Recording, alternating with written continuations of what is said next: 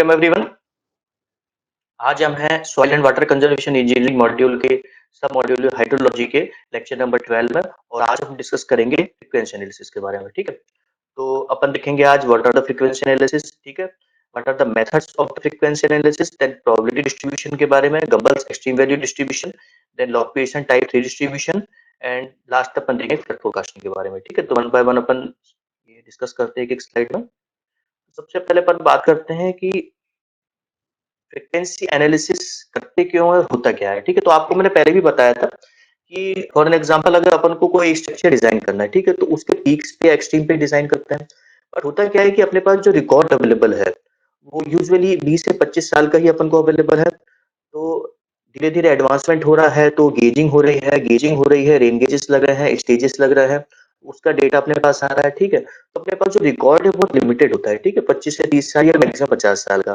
But आपने किसी से सुना होगा, किसी बुजुर्ग से, कि यार कि 1960 में या 1970 में जो रेनफॉल हुई थी आज तक ऐसी रेनफॉल नहीं हुई है। ठीक है, तो इस चीज को अपन को एनकाउंटर करने के लिए, ठीक है, कि अपने पास जो डेटा अवेलेबल नहीं है, अपने पास 50 साल का डेटा, अपन उसका एक्सट्रीम बता सकते हैं। ठीक है, फॉर एन एग्जांपल अगर 60 इयर्स पहले, 70 इयर्स पहले अगर रेनफॉल हुई है या रन ऑफ हुई है, ठीक है, तो वो रन ऑफ या रेनफॉल को हो सकता है नेक्स्ट ईयर हो जाए या उसके 2 साल बाद हो जाए। तो इस रिस्क को एनकाउंटर करने के लिए अपन को एक प्रोबेबिलिस्टिक फ्रेम की जरूरत पड़ती है। ठीक है, ये प्रोबेबिलिस्टिक फ्रेम को अपन क्या करते हैं कि कोई भी अपनी इनपुट वैल्यू देते हैं, ठीक है, उसके एक रिस्क असाइन करते हैं, तो अपन को रिटर्न पीरियड मिल जाता है या प्रोबेबिलिटी ऑफ ऑकरेंस मिल जाता है। ठीक है, क्योंकि होता क्या है कि जो रेनफॉल का पैटर्न अल्टीमेटली जो रन ऑफ जनरेट हो रहा है वो रेनफॉल से हो रहा है। रेनफॉल का पैटर्न है वो बहुत लॉन्ग ड्यूरेशन में चेंज होता है। ठीक है, शॉर्ट ड्यूरेशन में चेंज नहीं होता है। तो अपन ये मान सकते हैं कि 50-60 साल पहले या 70 साल पहले का अपन डेटा 50 साल का यूज करके अपन आगे के 200 या 250 साल तक का डेटा पर प्रिडिक्ट कर सकते हैं। ठीक है, तो ये सब प्रिडिक्शंस है। ठीक है, ये सर्टेनिटी नहीं है कि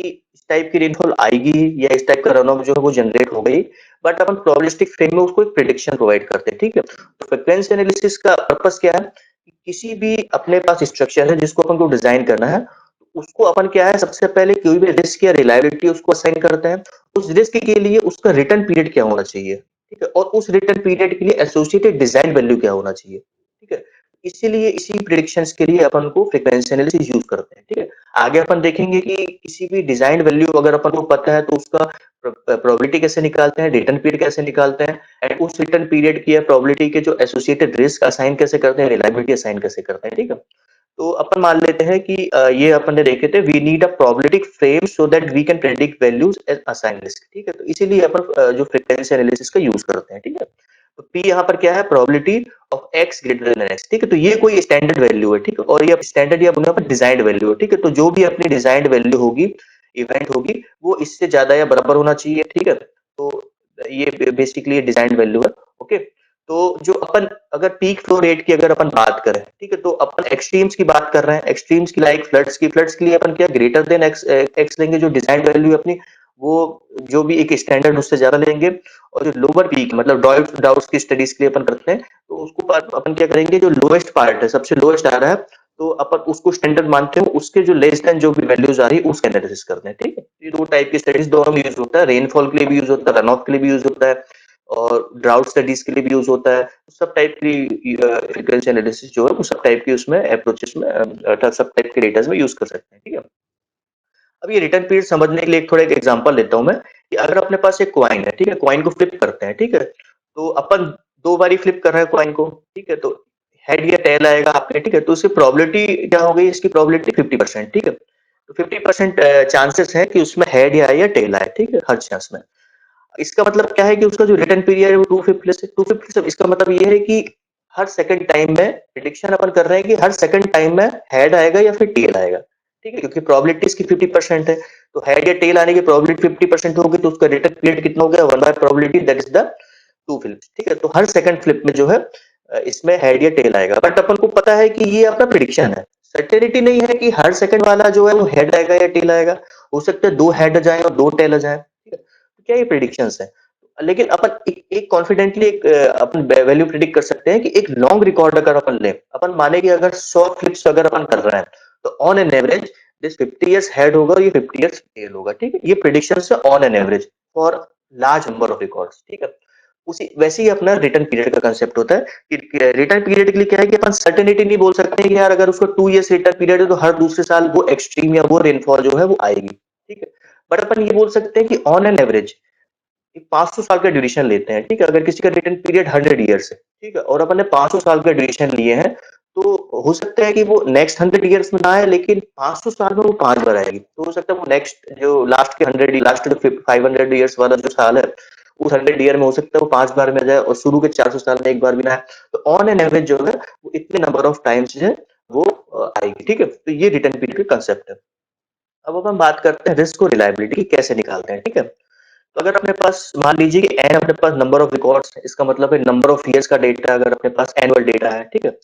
तो अपन प्रोबेबिलिटी निकालेंगे x ग्रेटर देन x, ठीक है? उसके ऑकरेंस की प्रोबेबिलिटी निकालेंगे फॉर r टाइम्स। अपन मान लेते हैं कि कोई भी एक रेनफॉल है, एक मैग्नीट्यूड ऑफ रेनफॉल है, वो r टाइम्स आ रही इन n ईयर्स, ठीक है? मतलब दो दो बार आएगी इन 100 ईयर्स, ठीक है? तो ये r क्या होगा, इतने नंबर ऑफ टाइम्स आएगी और n अपने पास जो प्रेडिक्ट कर रहे हैं जितनी ईयर्स के लिए अपन, ठीक है? तो उसका फॉर्मूला कैसे देंगे अपन, ये परम्यूटेशन कॉम्बिनेशन कॉम्बिनेशन का ये फेमस फॉर्मूला है, probability is equal to the factorial n upon n minus r factorial p to power r 1 minus r to power n minus r, ठीक है? तो अपन ये कह सकते हैं रिलायबिलिटी के लिए कि रिलायबिलिटी क्या होता है कि मतलब उसमें अपन रिलायबल कर रहे हैं, ठीक है? रिलायबल इसका मतलब ये है कि जो वो वैल्यू है, वो पीक है, वो n नंबर ऑफ ईयर्स में एक बार भी ना आए, ठीक है? इसका मतलब है r इक्वल टू 0, ठीक है? तो इस इक्वेशन पे r इक्वल टू 0 रखेंगे तो अपने रिलायबिलिटी का जाएगा, reliability is equal to 1 minus p to the power n, okay? इसका मतलब क्या है कि रिलायबिलिटी अपन दे रहा है, इसका मतलब है कि n नंबर ऑफ रिकॉर्ड्स में, sorry, n number of years में ये मैग्नीट्यूड ऑफ द रेनफॉल एक बार भी नहीं आएगी, ठीक है? तो this is the probability of non occurrence of this event. तो नॉन ऑकरेंस हो रहा है इसलिए है रिलायबिलिटी, ठीक है? रिस्क क्या है कि वो एक बार आए, एटलीस्ट एक बार आए, ठीक है? एटलीस्ट एक बार आए इसका मतलब क्या है कि r इक्वल टू हो गया 1। अगर r इक्वल टू 1 अपन इसमें रखेंगे तो ये अपने पास हो जाएगा फॉर्मूला, ओके? या फिर रिस्क अपन ये बोल सकते हैं कि 1 माइनस रिलायबिलिटी होगी क्योंकि एटलीस्ट 1 एक बार आ रहा है, तो वो होगा 1 माइनस रिलायबिलिटी, ओके? तो probability of occurrence of this event हो गया अपने पास रिस्क, दैट इज 1 माइनस आरई, उसको फॉर्मूले में रखेंगे। हालांकि इसमें फॉर्मूले आप रखोगे तो डायरेक्ट ये फॉर्मूला आ जाएगा। तो जो रिस्क का एक स्टैंडर्ड अपन फॉर्मूला याद रखते हैं कि risk is equal to the 1 minus reliability या 1 minus P to the power N. इससे अपन रिस्क या रिलायबिलिटी निकालते हैं, ठीक है? तो ये रिस्क और रिलायबिलिटी क्या है, वो डिपेंड करती है कि आपके जो स्ट्रक्चर है उसका इंपॉर्टेंस क्या है। आपको मैंने बताया था कि कुछ फ्लड कंट्रोलिंग स्ट्रक्चर्स बनते हैं, जैसे चेक डैम्स बनते हैं, इरोजन कंट्रोलिंग स्ट्रक्चर्स होते हैं, कलवर्ट्स बनते हैं। तो उनका आपको पता है कि उनका अगर उनका एक समझिए कि अगर वो डिमोलिश हो जाते हैं, ठीक है? अगर उनसे पीक जो मैग्नीट्यूड बहुत हाई हो चल जाता है रेनफॉल का या किसी भी एक्सट्रीम का, तो वो डिमोलिश हो जाते हैं। बट उस स्ट्रक्चर के लॉस से जो है, वो लॉस ऑफ ह्यूमन लाइफ्स, इसमें इतना रिस्क नहीं है, ठीक है? क्योंकि अगर रोड्स वगैरह अगर मान के चलिए कोई पुल बह गया या रोड टूट गई, तो उसमें क्या है कि थोड़े दिन ट्रैफिक रुका रहेगा, ट्रांसपोर्टेशन रुका रहेगा, बट ह्यूमन लाइफ का खतरा नहीं है। बट अगर आप बात करें डैम्स की, डैम्स में क्या होता है कि जो आउटफ्लो होता है, उसके बाहर बहुत सारे गांव होते हैं, लोग का हैबिटेशंस होता है, ठीक है? उसमें लॉस ऑफ लाइफ जो है उसकी संभावना है। तो ऐसे केसेस में क्या करते हैं, जो अपने पास इंपॉर्टेंस देखते हैं स्ट्रक्चर की, ठीक है? तो उस स्ट्रक्चर के लिए अपन सबसे पहले स्टैंडर्ड्स है रिस्क और रिलायबिलिटी के, कितना रिस्क उसको देना है, कितनी रिलायबिलिटी देना है, उस रिस्क के एसोसिएटेड जो प्रोबेबिलिटी है वो अपन निकाल सकते हैं, ठीक है? यहाँ पर अपन को रिस्क या रिलायबिलिटी पता है तो अपन इजीली फाइंड आउट कर सकते हैं उसकी प्रोबेबिलिटी क्या है और उसका रिटर्न पीरियड क्या है, ठीक है? और उस प्रोबेबिलिटी और रिटर्न पीरियड के लिए जो डिजाइन वैल्यू है, ठीक है, वो अपन आगे देखेंगे क्या मेथड से, वो डिजाइन वैल्यू अपन निकालते हैं और उसी पे फिर फर्दर अपन जो है वो इस स्ट्रक्चर को डिजाइन करते हैं, ठीक है? तो ये प्रोसेस है। सबसे पहले रिस्क रिलायबिलिटी निकालना है based on the important of the structure, ठीक है? उसके बाद में उसकी अपन को एसोसिएटेड प्रोबेबिलिटी या रिटर्न पीरियड निकालना है और उससे एसोसिएटेड फिर अपन को डिजाइन वैल्यू ऑफ रेनफॉल या रन ऑफ जो भी है वो निकालना है, ठीक है? तो ये इसका प्रोसेस है पूरा, ठीक है? तो डैम्स के लिए आप देख सकते हैं कि अपन लोअर रिस्क रखते हैं क्योंकि इसमें लॉस ऑफ लाइफ होने की संभावना है। तो इसमें जो रिटर्न पीरियड उसका हाई होता है, ठीक है? रिस्क इसका लोअर है तो value of T will be high, okay? Higher अगर टी है अपने पास, ये अपन ने देखे थे हायर मैग्नीट्यूड्स के लिए हाई टी होता है, ठीक है? रिटर्न पीरियड कोई भी अगर जैसे जैसे अपन मैग्नीट्यूड बढ़ाएंगे तो उसकी जो प्रोबेबिलिटी ऑफ ऑकरेंस है उस रेनफॉल का या रन ऑफ का वो कम हो जाता है, तो प्रोबेबिलिटी कम होती है तो उसका रिटर्न पीरियड बढ़ जाता है, ठीक है? हाई डिजाइन वैल्यू उसकी हाई कॉस्ट आती है, ठीक है? कलवर्ट जो होती है उसमें लोअर रिस्क होती है, सॉरी हाई रिस्क होती है, उसमें लोअर टी होता है, इसलिए जो लोअर डिजाइन वैल्यू और उसमें जो कॉस्टिंग होती है वो एज कम्पेयर टू डैम्स कम होती है, ठीक है? देन अपन बात करेंगे फैक्टर ऑफ सेफ्टी की, ठीक है? तो ये फैक्टर ऑफ सेफ्टी का एक स्टेप और अपन अप करके जो बहुत इंपॉर्टेंट स्ट्रक्चर है जिसमें कंडीशन थोड़ी कैटास्ट्रोफिक होती है, उसमें क्या अपन थोड़ी फैक्टर ऑफ सेफ्टी प्रोवाइड करते हैं, ठीक है? तो अपने पास अगर डिजाइन वैल्यू आ गई है, ठीक है? डिजाइन वैल्यू आ गई है, तो उसमें अपन एडिशनली कुछ एक्स्ट्रा सेफ्टी के लिए जैसे मान लेते हैं कि फैक्टर ऑफ सेफ्टी होता है actual design value upon the actual design value upon sorry ये गलत हो गया, यहाँ पर ये थियोरेटिकल डिजाइन वैल्यू, ठीक है? या करेक्ट कर लीजिएगा, ये थियोरेटिकल डिजाइन वैल्यू है, ठीक है? तो थियोरेटिकल जो कैलकुलेशन से अपनी डिजाइन वैल्यू आई, उसको अपन एक्स्ट्रा कुछ और मल्टीप्लिकेशन कर रहे हैं किसी फैक्टर का जिसको बोलते हैं फैक्टर ऑफ सेफ्टी, उससे अपन एक्चुअल डिजाइन वैल्यू उसको और अपन हायर साइड पे ले रहे हैं, ठीक है? मान लीजिए अगर थियोरेटिकल डिजाइन वैल्यू हमने 2 क्यूबिक मीटर पर सेकंड आई, ठीक है?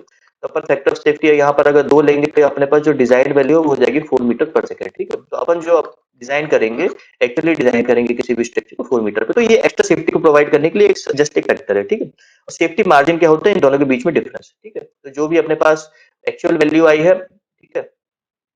एक्चुअल वैल्यू जो डिजाइन के लिए यूज कर रहे हैं अपन, जैसे 4 डिजाइन कर रहे हैं -2 तो हो जाएगा अपने पास सेफ्टी मार्जिन 2, ठीक है? या पहले से अपन को पता सेफ्टी मार्जिन, तो अपन उसे निकाल सकते हैं कि जो एक्चुअल डिजाइन वैल्यू जितना भी अपन को यूज करना है वो अपन कैलकुलेट कर सकते हैं, ठीक है? तो ये एक एक्स्ट्रा सेफ्टी के लिए है, ओके? देन अपन बात करेंगे कि फ्रीक्वेंसी एनालिसिस फाइंड आउट कैसे करते हैं। आपने किसी भी स्ट्रक्चर की रिस्क और रिलायबिलिटी निकाल ली, उससे एसोसिएटेड अब आपने रिटर्न पीरियड निकाल लिया। अब उस रिटर्न पीरियड से उसकी डिजाइन वैल्यू कैसे निकालना है, by using the historic data of that events, ठीक है? या रन ऑफ या रेनफॉल जो भी है ना। तो सबसे पहले अपन बात करते हैं कि how to calculate the probability. किसी भी अपने पास रिस्क या रिलायबिलिटी पता है अपन को, उससे अपन ने एसोसिएटेड प्रोबेबिलिटी निकाल ली है।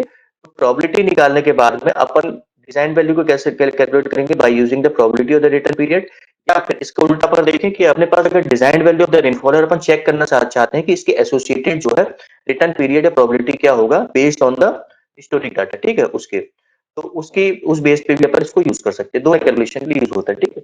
दो टाइप की अप्रोचेस होती है इसमें। पहला होता है प्लॉटिंग पोजीशन मेथड, देन है प्रोबेबिलिटी डिस्ट्रीब्यूशन मेथड। अपन दोनों को डिस्कस करेंगे। तो सबसे पहले बात करते हैं प्लॉटिंग पोजीशन की। प्लॉटिंग पोजीशन वही है, मैंने आपको पहले बताया था आईडीएफ के लिए जैसे अपन ने निकाले थे रेनफॉल वाले चैप्टर में, ठीक है? दूसरा अपन ने डिपेंडेबिलिटी फ्लो ड्यूरेशन कर्व्स में डिपेंडेबिलिटी का कैलकुलेशन किए थे, वहां भी अपन प्रिडिक्शन कर रहे थे परसेंट में, और ये सेम चीज अपन यहाँ करेंगे, ठीक है? फॉर एन एग्जांपल, ये एक्चुअली क्या होता है, ज्यादातर कैलकुलेशन जो है फ्रीक्वेंसी एनालिसिस के वो एनुअल बेसिस पे होते हैं, ठीक है? तो अपन को पता है कि अपन को एनुअली अगर अपन पीक्स की बात करें, ठीक है? प्रिडिक्शन अपन यूजुअली पीक्स में ले रहे हैं, फ्लो रेट में, ओके? या रेनफॉल में ले रहे हैं अपन डेप्थ में, तो अपन यहाँ बात करेंगे सिर्फ पीक्स की। तो अपन ये देखेंगे कि हर एक साल में कितने कितने एक्सट्रीम वैल्यूज आ रही हैं, ठीक है? डेली बेसिस की, ठीक है? तो अपने पास जैसे रेनफॉल रिकॉर्ड है डेली का, ठीक है? तो अपने पास 365 डेटा है एक साल के लिए। अपन उसमें देख लेंगे उस साल में सबसे जो हायर डेटा है, एक्सट्रीम डेटा, वो कितना है। फ्लो की भी बात करें सेम ऐसे ही, अगर डेली फ्लो का डेटा अपने पास 365 डेटा है एक ईयर का, तो अपन एनुअली देख लेंगे कि हर साल में कितना कितना मैक्सिमम डेटा आ रहा है, ठीक है? तो मान लेते हैं 2000 सन 2000 में अपने पास 5000 का डेटा था, 2000 में 3000 का, तो ये डेली डेटा है, ठीक है? और ये एक्सट्रीम डेटा है हर एक साल में, ठीक है? क्योंकि अपन बात यहाँ पर कर रहे हैं सिर्फ एक्सट्रीम्स की, ठीक है? तो यहाँ पर अपने पास एन नंबर ऑफ डेटा है। मान लीजिए 20 ईयर्स का डेटा है अपने पास, ठीक है?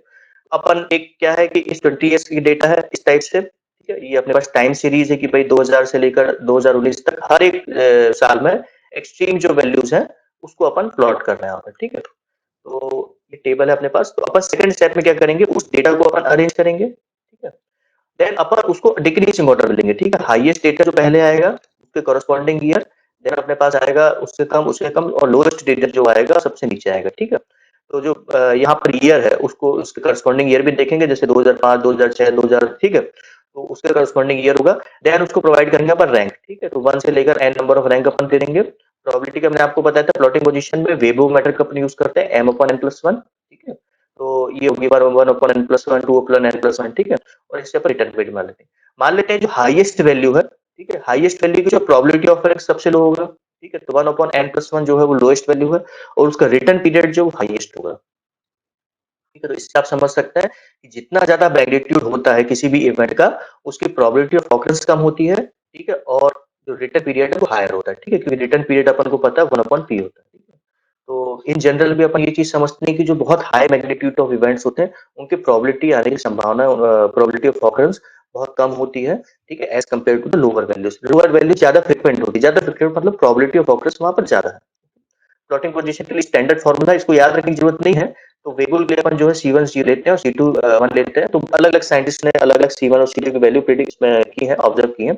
बट ये मोस्ट वाइडली इसको बोलते हैं वेबुल मेथड, ठीक है? तो डिपेंडेबिलिटी कैलकुलेशन हो, फ्रीक्वेंसी एनालिसिस कैलकुलेशन हो या आइडिया की कैलकुलेशन हो, सब में अपन ये वैल्यू लेते हैं, ठीक है? तो उसके बाद में अपन जैसे डिपेंडेबिलिटी में किए थे कि अपन रेनफॉल या पीक वर्सेस रिटर्न पीरियड, वहां पर अपन लिखे थे percentage of time the flow is equal and exceeded. Same अपन यहाँ पर करेंगे रिटर्न पीरियड के लिए, एसोसिएटेड रिटर्न पीरियड अपने पास आ गया, तो अपने पास इस टाइप का एक ट्रेंड आ जाता है, ठीक है? इस टाइप का ट्रेड आ जाता हो तो एक अपन एक सिंगल लाइन, स्ट्रेट लाइन इसमें फिट कर सकते हैं इजीली मैक्सिमम रिग्रेशन कोफिशिएंट को, ठीक है? तो अपने पास जैसे मान लीजिए कि यहाँ पर जो मैक्सिमम जो रिटर्न पीरियड आ रहा था, वो आ रहा था अपने पास एन नंबर ऑफ रिकॉर्ड 20, ठीक है? तो 20 प्लस 1 मतलब आ गया 21 ईयर्स, ठीक है? ये जो हाईएस्ट रेनफॉल है 21 ईयर्स का। तो अपने पास जो डेटा आया है वो 21 ईयर्स के लिए है, मतलब मान लीजिए कि यहाँ पर कोई 21 ईयर्स की वैल्यू है, यहाँ तक का डेटा है अपने पास, ठीक है? बट अपन इस अगर अपने पास फिटेड लाइन है तो अपन उसको स्ट्रेट लाइन और आगे एक्स्ट्रापोलेट करके easily 100 years, 200 years, 500 years, 500 years के एसोसिएटेड जो भी अपने पास डिजाइन वैल्यू है इवेंट की, वो अपन फाइंड आउट कर सकते हैं, ठीक है? तो ये तरीका है अपने पास कोई भी रिटर्न पीरियड या फिर प्रोबेबिलिटी ऑफ ऑकरेंस का अगर अपने पास ग्राफ है तो उसको यूज करके, ठीक है? तो यहाँ पर अपन प्रोबेबिलिटी ले लेंगे तो डिक्रीजिंग ऑर्डर में आ जाएगा, बट एक्स्ट्रापोलेशन के लिए अपन यहाँ पर रिटर्न पीरियड लेते हैं, ठीक है? अपन इजीली एक्स्ट्रापोलेट कर सकें, तो कोई भी अपन रिटर्न पीरियड से एसोसिएटेड जो भी डिजाइन वैल्यू है वो अपन निकाल सकते हैं, ठीक है? बट इसकी लिमिटेशन क्या है? सबसे पहला है कि ये जो प्रिसाइज वैल्यू नहीं देता है, ठीक है? For large number of T के लिए, ठीक है? मान लीजिए कि अगर अपने पास कोई छोटा मोटा स्ट्रक्चर, कोई छोटा चेक डैम्स, तो उसके लिए इस टाइप का एनालिसिस अपन यूज कर सकते हैं। तो ये 50, 100 अप टू 150 ईयर्स के लिए ठीक ठाक वैल्यू देगा, ठीक ठाक प्रेडिक्शन देगा, ठीक है? तो बट हायर वैल्यूज के लिए कोई डायरेक्ट कंस्ट्रक्ट करना है तो उसमें इसकी जो प्रिसीजन है वो बहुत, क्योंकि बेस्ड होता है ये ट्रेंड के, ठीक है? तो जो रिग्रेशन कोफिशिएंट से अपन यहाँ पर इससे फिट कर रहे हैं लाइन को, तो हो सकता है कि लाइन ऐसी भी जा रही हो या फिर इस टाइप से भी जा रही हो, तो इसमें जो प्रेडिक्शंस होते हैं एक्सट्रापोलेशन में वो बहुत ही प्रिसाइज नहीं होते हैं, और हायर वैल्यूज ऑफ टी के लिए ही बिल्कुल प्रिसीजन नहीं देता है, ठीक है? और दूसरा दूसरा क्या होता है कि ये जो ट्रेंड है कभी कभी ये बहुत लैग करता, सॉरी, ये बहुत डेविएट करता है, ठीक है? तो एक स्ट्रेट लाइन फिट करने में वहाँ वहाँ भी प्रिसीजन का इश्यू आता है, ठीक है? तो इस कारण से अपन प्लॉटिंग पोजीशन के अगर अपने पास छोटे रिटर्न पीरियड्स है तो उसके लिए अपन इसको यूज कर सकते हैं छोटे स्ट्रक्चर से। बड़े स्ट्रक्चर के लिए फिर अपन फर्दर एक स्टेप में जाके उसका प्रोबेबिलिटी डिस्ट्रीब्यूशन मॉडल्स का यूज करते हैं, ठीक है? जो अपन आगे नेक्स्ट टाइम स्लाइड्स में देखेंगे, ओके?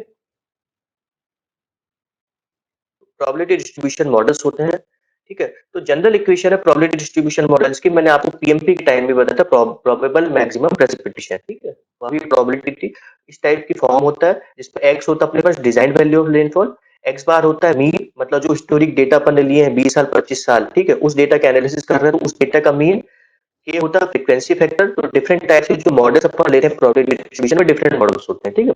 उस मॉडल्स पे डिपेंड करता है as well as the return period, ठीक है? कितना रिटर्न पीरियड उस स्ट्रक्चर के लिए लिया, और सिग्मा जो सिग्मा एक्स होता है अपने पास स्टैंडर्ड डेविएशन, ठीक है? तो इस इक्वेशन इस मॉडल्स का यूज करके अगर अपने पास उसका हिस्टोरिक डेटा है तो उसका एक्स बार निकल जाएगा, डेल एक्स निकल जाएगा, जो भी फ्रीक्वेंसी फैक्टर ले रहे हैं अपन उसका लिए के निकल जाएगा, और अपन को रिटर्न पीरियड पता ही है, तो उस रिटर्न पीरियड के लिए एसोसिएटेड जो डिजाइन वैल्यू ऑफ रेनफॉल या रन ऑफ है वो अपन फाइंड आउट कर सकते हैं, ठीक है? तो उन अप्रोचेस को अपन देख लेते हैं। इसमें क्या होता है, मॉडल्स बहुत सारे हैं, ठीक है? और हाइड्रोलॉजी में क्या है, ऐसा फिक्स नहीं है कि किस मॉडल्स को कुछ लेना है, ठीक है? तो मैं आपको बताया था कि जो रेनफॉल पैटर्न होता है, रन ऑफ पैटर्न होता है, वो बहुत कॉम्प्लेक्स होता है, ठीक है?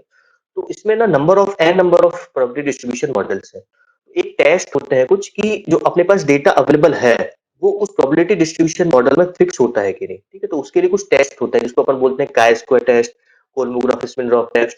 तो मैं इसमें इंक्लूड नहीं कर रहा हूँ क्योंकि वो बहुत डीप की चीजें हैं। तो मैं आपको जैसे एक इंट्रोडक्टरी पार्ट बता रहा हूँ कि कभी कभी क्या होता है कि कुछ डेटा, कुछ रीजन का डेटा जो है वो गंबल्स में फिट हो जाएगा, ठीक है? या हो सकता है कि कोई दूसरे रीजन में गंबल्स जो है वो अडॉप्ट, वो डेटा जो है वो गंबल्स को फॉलो नहीं करेगा, कोई दूसरा जैसे नॉर्मल डिस्ट्रीब्यूशन उसको फॉलो करेगा, ठीक है? तो ये सब क्या डिपेंड करता है कि आपके पास डेटा किस फॉर्म में है, ठीक है? किस तरीके का डेटा, और वो उस प्रोबेबिलिटी डिस्ट्रीब्यूशन मॉडल में फिट हो रहा है कि नहीं, तो उसको एक टेस्ट करते हैं अपन, ठीक है? तो वो टेस्ट के अपन डिस्कशन नहीं कर रहे हैं। मैं आपके जो दो प्रोबेबिलिटी डिस्ट्रीब्यूशन मॉडल है जिसको मोस्ट वाइडली यूज करते हैं, मोस्ट ऑफ द डेटा में ये जो है वो फिट हो जाते हैं, ठीक है? दूसरा असली असली में क्या होता है कि आपने प्रोबेबिलिटी डिस्ट्रीब्यूशन में पढ़े थे कि रैंडम वेरिएबल्स होते हैं, ठीक है? तो अपन डिस्ट्रीब्यूशन मॉडल तभी यूज कर सकते हैं कि जो वैल्यू है वो रैंडमली होना चाहिए, ठीक है? अब यहाँ पर बात कर रहे हैं एक्सट्रीम्स की, ठीक है? ये एक रैंडम तो होती है एक्सट्रीम्स वैल्यू, ठीक है? मतलब इनका कोई ट्रेंड नहीं होता, ठीक है? कभी ज्यादा रेनफॉल हो जाए, कभी कम रेनफॉल हो, तो कोई ट्रेंड नहीं इनका, ठीक है? रैंडमली हो रही है, ठीक है? बट होता क्या है कि कभी-कभी कुछ रेनफॉल्स का ऐसा ट्रेंड होता है कि वो एक पर्टिकुलर एक ट्रेंड शो करती है। ठीक है? उस कारण से क्या होता है कुछ डिस्ट्रीब्यूशन मॉडल्स में वो फिट नहीं हो पाती। ओके? तो एक कंक्लूजन मैं आपको ये दे रहा हूँ कि कुछ टेस्ट होते हैं, पहले अपन को चेक करना पड़ता है कि वो डेटा उस डिस्ट्रीब्यूशन मॉडल में फिट हो रहा है कि नहीं, देन फर्दर अपन स्टडी करते हैं। But on an average hydrology में मोस्ट ऑफ द एरिया में 2 टाइप के डिस्ट्रीब्यूशन मॉडल यूज़ करते हैं, वो दोनों का मैं आपको बताऊँगा किस तरीके से यूज़ करना है, ठीक है? तो कंपल्स प्रोबेबिलिटी डिस्ट्रीब्यूशन जो है एक्सट्रीम वैल्यू डिस्ट्रीब्यूशन जीवी इसको टाइप 1 बोलते हैं। ठीक है, शॉर्ट फॉर्म है इसका जीवी टाइप 1। ओके, तो इसमें प्रोबेबिलिटी का फॉर्मूला कैसे दिया था, probability for x greater than x, ये डिजाइन वैल्यू हो गई, डिजाइन वैल्यू के लिए probability is equal to 1 minus e to the power e to power minus t। इसको अपन yt को जो है वो इस तरीके से अपन रिप्रेजेंट करते हैं 1.2825 x माइनस x पर, ये डिजाइन वैल्यू है अपने पास अपॉन सिग्मा x प्लस 0.7555। ठीक है, तो अपन को 577 सॉरी, तो अपन ने रीअरेंज करने के बाद में इस तरह की इक्वेशन मिलती है। ठीक है, ये इक्वेशन अपनी स्टैंडर्ड इक्वेशन जैसी है, design value of the rainfall, mean, और ये अपने पास हो गया फ्रीक्वेंसी फैक्टर। तो गम्बस डिस्ट्रीब्यूशन मॉडल की फ्रीक्वेंसी फैक्टर हो गया ये, ठीक है, मल्टीप्लाई बाय डेल एक्स। तो अपन क्या करेंगे, सबसे पहला केस है अगर अपने पास रिटर्न पीरियड अपने को पता हो, ठीक है, रिस्क और रिलायबिलिटी पता चल गई स्ट्रक्चर की, उससे एसोसिएटेड रिटर्न पीरियड पता चल गया, उस रिटर्न पीरियड पता हो और अपन को डिजाइन वैल्यू निकालना हो। ठीक है, तो सबसे पहले इस इक्वेशन का यूज करते हैं अपन। इस इक्वेशन का यूज में क्या करेंगे कि सबसे पहले अपन वाई टी निकालेंगे। अपन को पी पता, रिटर्न पीरियड पता, तो पी पता, तो अपन वाई टी निकाल सकते हैं। वाई टी निकालने के बाद इस इक्वेशन में रख देंगे, तो अपने पास दूसरे पैरामीटर पता है, सिग्मा एक्स अपने पास हिस्टोरिक डेटा से आ जाएगा, एक्स बार अपन हिस्टोरिक डेटा से आ जाएगा, वाई टी मैंने कैलकुलेट कर लिए, तो अपन डिजाइन वैल्यू ऑफ रेनफॉल निकाल सकते हैं। इसका उल्टा अगर अपन करें कि अपने पास डिजाइन वैल्यू गिवन होगी यहाँ से, ठीक है, तो अपन वाई टी की वैल्यू निकाल लेंगे, वाई टी की वैल्यू यहाँ पुट करेंगे तो प्रोबेबिलिटी निकल जाएगी, और प्रोबेबिलिटी निकल जाएगी तो अपने पास प्रोबेबिलिटी निकल गई तो अपने पास 1/t करके अपने पास रिटर्न पीरियड निकल जाएगा। इसमें एक चीज है कि जो Gumbel's extreme value type 1 distribution होता है, ये N number of records, unlimited number of records के लिए, इनफाइनाइट नंबर ऑफ रिकॉर्ड्स के लिए सिर्फ एप्लीकेबल होता है। अगर अपने पास लिमिटेड रिकॉर्ड है, ठीक है, लिमिटेड रिकॉर्ड है एन नंबर ऑफ रिकॉर्ड्स, तो उसके लिए जो मॉडिफाइड होता है फ्रीक्वेंसी फैक्टर, उसका फॉर्मूला ये है। ठीक है, तो अपने पास नंबर ऑफ रिकॉर्ड अपने पास पता है, जैसे 10 है, 20 है, 30 है, जो भी ईयर्स के अपने पास रिकॉर्ड है, तो उसके एसोसिएटेड एस एन और वाइन की वैल्यू है, ये एस एन और वाइन की वैल्यू अपन यहाँ ले लेते हैं, और इस फ्रीक्वेंसी फैक्टर की जगह जो अपन यहाँ किए थे 0.577 और 1.2825, उसके लिए अपन ये वैल्यू मॉडिफाई करके ये वाला फ्रीक्वेंसी फैक्टर यूज करते हैं। ठीक है, तो ये लिमिटेड नंबर ऑफ रिकॉर्ड्स के लिए है। अच्छा, कॉन्फिडेंस इंटरवल क्या होता है, कॉन्फिडेंस इंटरवल होता है कि अपन एक पर्टिकुलरली कॉन्फिडेंस पे अपन ये बोल सकते हैं कि इस रेंज पे आपकी वैल्यू फॉल होगी। ठीक है, फॉर एन एग्जांपल अपने पास डिजाइन वैल्यू आ गई, तो अपन उसको कुछ रेंज प्रोवाइड करते हैं। ठीक है, तो अपने पास ये नई रेंज है, ठीक है, ये अपने पास डिजाइन वैल्यू जो कैलकुलेट की अपन ने प्लस माइनस एफपीसी, एफपीसी होता है वो होता है कॉन्फिडेंस लेवल, और एससी होता है स्टैंडर्ड एरर। तो कुछ इसमें एरर भी होते हैं, तो उसको भी अपन एनकाउंटर करते हैं, और एफपीसी कॉन्फिडेंस इंटरवल। ठीक है, तो हर एक कॉन्फिडेंस इंटरवल के लिए अपने पास जो है एफपीसी की वैल्यू डिसाइड होती है, स्टैंडर्ड एरर की वैल्यू अपने पास। तो फॉर एग्जांपल 50% का प्लस 0.674, तो आप ये देखिए कि कॉन्फिडेंस इंटरवल, कॉन्फिडेंस लेवल बढ़ रहा है, तो उसकी जो रेंज है वो बढ़ रहा है। ठीक है, तो अपन कैसे निकालेंगे, confidence range is equal to design value होगी, जैसे मान लीजिए अपन ऊपर की मेथड का यूज करके अपने पास 100 डिजाइन आ गई, ठीक है, 100 वैल्यू आ गई, प्लस माइनस एफपीसी की वैल्यू मान लीजिए 2.58 है, और स्टैंडर्ड एरर अपने पास अगर मान लीजिए कि 0.1 है, तो यहाँ पर हो गया 100 प्लस माइनस 0.25। ठीक है, तो ये अपने पास रेंज आ गई 0.225 से लेकर 99.75। ठीक है, तो अपन ने निकालना है, सोच कहते कितने परसेंट पे, 2.5 50% पे। ठीक है, तो 50% कॉन्फिडेंस इंटरवल पे अपने पास जो डेटा की वैल्यू होगी, रेंज होगी, वो ये होगी। ठीक है, इस तरीके से इसकी रेंज निकालते हैं अपन। तो आप देख रहे हैं कि जैसे जैसे कॉन्फिडेंस इंटरवल बढ़ रहा है, सॉरी कॉन्फिडेंस लेवल बढ़ रहा है, वैसे वैसे रेंज बढ़ रही है। ठीक है, तो ज्यादा अगर वैल्यू होगी, इसका मतलब है कि रेंज ज्यादा होगी। ठीक है, तो मतलब एक लॉन्गर रेंज के लिए अपन बोल सकते हैं कॉन्फिडेंटली 99% हम कॉन्फिडेंट है कि जो वैल्यू है आपकी डिजाइन वैल्यू इसके बीच में। ठीक है, ये थोड़ी डीप है, आप थोड़ा एक अप्रोच याद रखिएगा बस, इसमें किस तरीके से करते हैं उसको, है ना। देन अपन बात करेंगे सेकंड मेथड की, log Pearson type 3 distribution method. इसमें भी सिंपल फॉर्मूला है, वैसे पियर्सन टाइप 3 डिस्ट्रीब्यूशन मॉडल था, उसी का लॉग ट्रांसफॉर्म कर दिए हैं, तो लॉग पियर्सन टाइप 3 डिस्ट्रीब्यूशन हो गया ये यूएस डिपार्टमेंट वेदर डिपार्टमेंट के द्वारा ये अडॉप्टेड है, यूएस वेदर डिपार्टमेंट यूज करता है। ठीक है, तो इसमें अपने पास जो भी वैल्यू, सबसे पहले उसको अपन जेड में कन्वर्ट करते हैं। जेड क्या है, लॉग बेस 10 अपॉन एक्स। ठीक है, तो जितनी भी वैल्यू अपने पास एक्स इज इक्वल टू हो जाएगा 10 सॉरी 10 ट्रिपल जेड है यहाँ पर। ठीक है, तो x is equal to 10 to power z। ठीक है, अपने पास जो लॉग लॉग ट्रांसफर करने के बाद सेवा अपन ये देखे तो ये वैल्यू अपने पास स्टैंडर्ड जो अपने पास फ्रीक्वेंसी एनालिसिस का डिस्ट्रीब्यूशन की स्टैंडर्ड अपने पास इक्वेशन है, ठीक है, केजेड जो फ्रीक्वेंसी फैक्टर है वो डिपेंड करता है रिटर्न पीरियड पे और सीएस पे, ठीक है। सीएस जो स्क्यूनेस कोफिशिएंट है ये पर्टिकुलर डिस्ट्रीब्यूशन के लिए, इसका भी फॉर्मूला होता है बहुत बड़ा, मैं यहाँ पर मेंशन नहीं कर रहा हूँ। आपके पास टेबल दी होगी तो किसी भी अपने पास सीएस वैल्यू के लिए, किसी भी रिटर्न पीरियड के लिए, तो अपने पास जो सीएस वैल्यू है वो दी होती है, ठीक है। तो इससे अपन सीएस वैल्यू इजीली निकाल सकते हैं।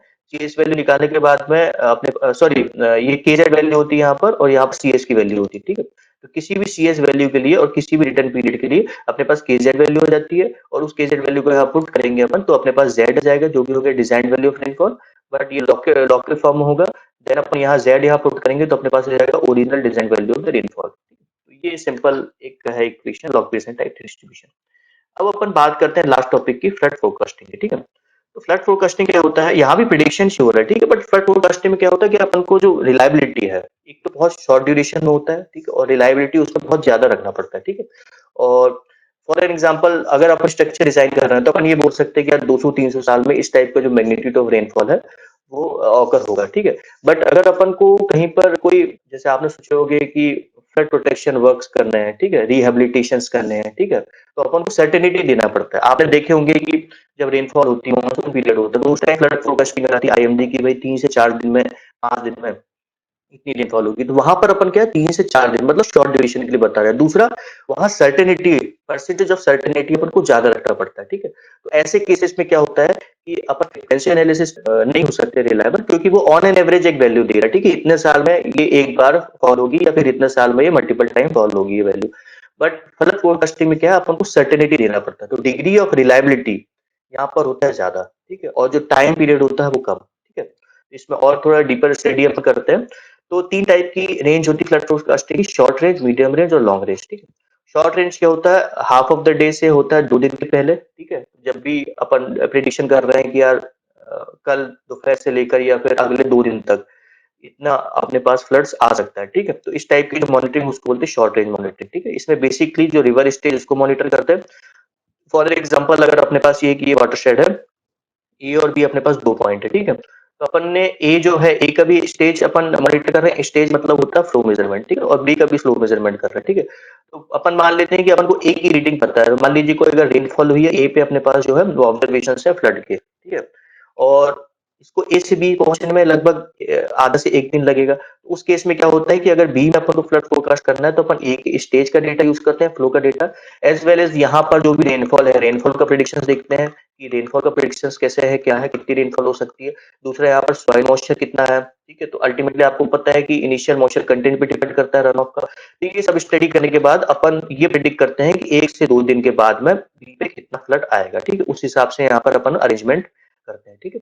ये थोड़ा इमीडिएट होता है, इमीडिएट अपन को फोरकास्टिंग देना पड़ता है और उसकी रिलायबिलिटी भी अपन को हाई रखना पड़ता है, ठीक है।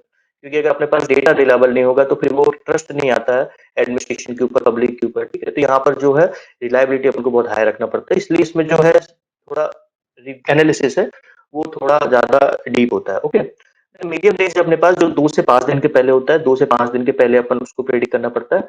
ये रेनफॉल रन ऑफ कोरिलेशन पे है, ठीक है। सेम इसके जैसे है कि अगर अपन को पता है कोई वाटरशेड है, ठीक है, उसमें 1 से 2 से 5 दिन में कितनी रेनफॉल हो रही है अपन को ये पता है, उसके मॉइस्चर कंटेंट का डेटा अपन को पता है, दूसरे क्लाइमेटिक फैक्टर पता है, तो अपन एक अपने पास ये रन ऑफ रेनफॉल का कोरिलेशन ग्राफ आपको पहले से था, तो अपन ये प्रेडिक्ट कर सकते हैं कि भाई इतने रन रेनफॉल में इतनी रन ऑफ मे बी 2 से 5 दिन में हो सकती है, ठीक है। तो ये कोरिलेशन पे साथ साथ इसमें थोड़ा बहुत अपन मॉइस्चर कंटेंट या दूसरे डेटा जो फ्लड को अफेक्ट करते हैं उसका भी यूज करते हैं, ठीक है। लॉन्ग रेंज जो होती है वो कुछ हफ्ते पहले होती है, ठीक है। तो आपने इस टाइप की सैटेलाइट इमेजरी देखी होगी, आईएमडी की वेबसाइट पे मिलती है जो कुछ वीक्स पहले होती है, ठीक है। इसमें सैटेलाइट इमेजरी और रेडार का डेटा यूज करते हैं, तो इसमें एनालिसिस करते हैं कि कोई भी स्टॉर्म है तो उसका डायरेक्शन ऑफ मूवमेंट क्या है, ठीक है, डायरेक्शन ऑफ मूवमेंट क्या है और इसमें जो वाटर वेपर्स हैं उसमें कितना मॉइस्चर अवेलेबल है, ठीक है। ये भी डिपेंड करता है कि कितना मॉइस्चर अवेलेबल है, क्योंकि जितना ज्यादा मॉइस्चर होगा उतना ज्यादा ही वो कंडेंसेशन करेगी, देन रेनफॉल उतना ही ज्यादा होगा, फ्लड ज्यादा होगा। तो इसमें 2 टाइप देखते हैं अपन, एक तो how much water vapour is there और दूसरा इसका डायरेक्शन ऑफ मूवमेंट, ठीक है। तो अपन डायरेक्शन ऑफ मूवमेंट से निकाल सकते हैं कि हाउ मेनी डेज, कितने दिन लगेंगे इसको पहुंचने के लिए कोई भी जगह पे जहां पर अपन फोरकास्टिंग कर रहे हैं, और वाटर वेपर से कर सकते हैं कि हाउ मच जो है वो फ्लड जो है वो जनरेट करेगा ये रेनफॉल, ठीक है। इस तरीके से इसकी फोरकास्टिंग होती है। तो this is the end of lecture. 12, ठीक है। तो यहाँ पर अपना एंड हो रहा है हाइड्रोलॉजी, ठीक है। हाइड्रोलॉजी अब कंप्लीट हो गया है अपना। अब नेक्स्ट लेक्चर से अपन चालू करेंगे ग्राउंड वाटर के बारे में, ठीक है। ग्राउंड वाटर के मेरे 3 से 4 लेक्चर्स होंगे, उसके बाद अपन बात करेंगे इरोजन की, इरोजन पे बनेंगे, देन अपन लेंगे इरिगेशंस, और कुछ टॉपिक इसमें हाइड्रोलॉजी में कुछ तब भी रह रहे हैं, जैसे फ्लो मेजरमेंट डिवाइसेस होती हैं, वाटर स्टेजेस वगैरह कैसे निकालते हैं, वो मैं आपको क्या इरिगेशन में जब फ्लो मेजरिंग डिवाइसेस वगैरह पढ़ाऊंगा तो उसमें अपन इसका डिस्कस करेंगे। छोटे छोटे टॉपिक्स पढ़ते हैं, और इरोजन के बाद में आप इरिगेशन पढ़ेंगे, देन ड्रेनेज पढ़ेंगे, देन पंप्स पढ़ेंगे, ठीक है। कोई भी डाउट हो आपको तो आप कमेंट सेक्शन में डाल दीजिएगा।